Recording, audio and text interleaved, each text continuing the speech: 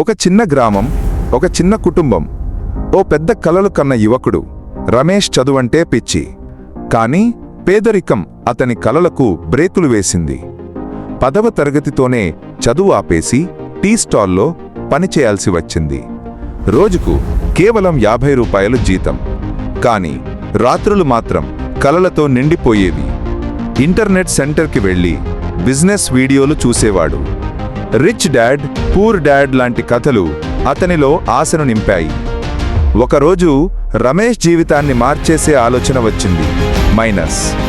నేను బిజినెస్ చేయగలనుగా. వద్దన్న 500 రూపాయలతో ఒక చిన్న టిఫిన్ కారు పెట్టాడు. ఒకటే లక్ష్యం, కస్టమర్ ఆనందంగా తినాలి. ఆత్మీయత, శుభ్రత, టైం కీపింగ్, ఇవే అతని సూపర్ పవర్స్. ఒక నెలలోనే పేరు రావడం మొదలైంది. తర్వాత డెలివరీ స్టార్ట్ చేశాడు.